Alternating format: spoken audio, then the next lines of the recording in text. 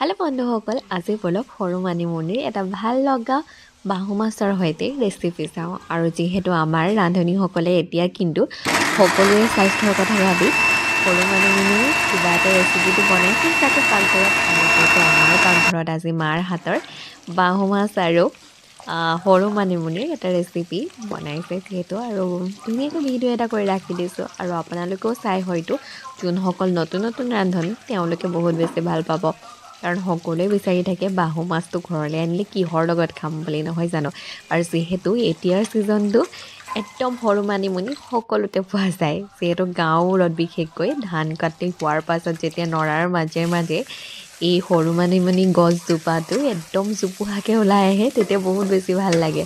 আৰু ছিঙিবলৈ যোৱা সকলৰ চাগে সৰু, আৰু যিহেতু আমি সৰু থাকোঁতে একদম আমি খেল কৰোঁ যে কোনে বেছিকৈ মানিমুনি বুটলিব পাৰে। আৰু যিহেতু সেই সময়ছোৱাটো গ'লেই, গতিকে ব'লক আজি পাকঘৰত যিহেতু মায়ে ধুনীয়াকৈ বাহু মাছৰ লগত দেখিছে নহয়, মাছখিনি ফ্ৰাই কৰি ল'লে, তাৰপাছতে পিঁয়াজ, অলপমান জলকীয়া, আৰু যিহেতু আমি একেবাৰে 3টা মানুহে খাম গতিকে একেবাৰে কমকৈ বনাব। আৰু ইয়াত দেখিছে নহয় মাছখিনি ফ্ৰাই কৰি লোৱা মাছখিনিতো আছেই, আৰু ইয়াত ধুনীয়াকৈ আদা নহৰু যোনখিনি খুন্দি লৈছে খুন্দনাত, সেইখিনি ধুনীয়াকৈ এতিয়া যেতিয়া পিঁয়াজটোৰ কালাৰটো অলপমান চেঞ্জ হৈছে, লগে লগে আদাখিনি দিও অলপমান ভাজি লৈছে। আৰু আপোনালোকে ক'বচোন, আপোনালোকে নিজৰ মা হাতৰ ভাত সাজ খাবলৈ একদম আগ্ৰহেৰে ৰখি থাকে নে নাথাকে? মোৰ কিন্তু বহুত আগ্ৰহেৰে ৰখি থাকোঁ যে মা হাতৰ কিবা এটা ৰেচিপি খাবলৈ পালে ভাল লাগে। আৰু ইয়াত দেখিছে নহয় আলুখিনিও আগতে মায়ে ফ্ৰাই কৰি লৈছে। আলু আগতীয়াকৈ ফ্ৰাই কৰি ল'লে কি হয়, বেছি টাইম নালাগে, আৰু তেতিয়া মাছখিনিও ফ্ৰাই কৰা আছে, আৰু মাছৰ তেলতে যোনখিনি আলু লৈছে সেই আলুখিনিও ধুনীয়াকৈ ফ্ৰাই কৰি লৈছে। আৰু মানে যোনখিনি মানিমুনি আছিলে সেই মানিমুনিখিনিটোৰ পৰা ধুনীয়াকৈ পেষ্ট এটা বনাই লৈছে। আৰু এয়া ধুনীয়াকৈ মায়ে একদম লাহে লাহে, যিহেতু একদম জুইটো কম জুইত ফ্ৰাই কৰি আছে এতিয়া। আৰু এতিয়া যেতিয়াই কালাৰটো অলপমান সকলোৰে চেঞ্জ হৈ আহিছে পিঁয়াজ আৰু আদা নহৰু পেষ্টটো, লগালগ মায়ে অলপমান হালধি দিছে। আৰু এতিয়া নিমখ, আপোনালোকে নিজৰ সোৱাদ অনুসৰি নিমখটো দিব, আৰু নিমখ আৰু হালধি। আৰু যিহেতু আমাৰ একেবাৰে কমকৈ বনোৱা হ'ব গতিকে নিমখ আৰু হালধিৰ পৰিমাণটো অলপমান কমকৈ দিয়া হৈছে। তাৰপাছতে অলপমান লৰাই দিয়া হৈছে।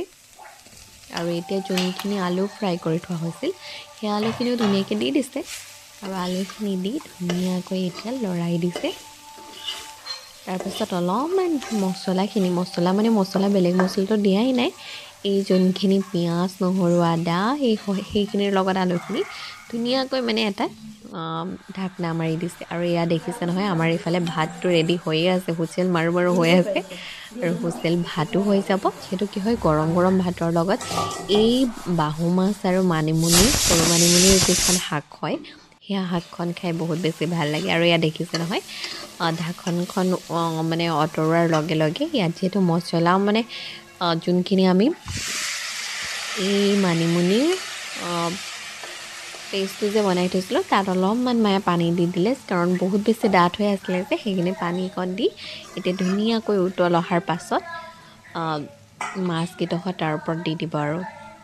আৰু এয়া দেখিছেনে অলপমান যিহেতু এনেদৰেই অলপমান ঢাকন মাৰি দিয়া হ'ব। আৰু এয়া দেখিছে নহয় ঢাকন উঠাই দিয়াৰ পাছত যিহেতু অলপমান সিজিব লাগিব, কাৰণ মানিমুনিখিনি অলপমান কেঁচা হৈ আছে, তাৰ কাৰণে আলুখিনি যোনখিনি দিছে সেই আলুখিনি অলপমান সিজিবলৈ বাকী আছে, যিহেতু ফ্ৰাই কৰি অলপমান লোৱা হৈছিল যদিও সিজিবলৈ অলপমান বাকী আছে। এয়া দেখিছে নহয় অলপমান আগত মাছৰ মূৰটো দি দিয়া হৈছে, কাৰণ বাকীখিনি মাছ পাছত দিয়া হ'ব, প্ৰথমতে মাছৰ মূৰটোৱে দিয়া হৈছে। আৰু এয়া মোৰ যিহেতু গৰম গৰম ভাত, আৰু এয়া মাছ, আৰু যিহেতু বহুত বেছি জোল হ'লেও বেয়া লাগে, নহয় জানো?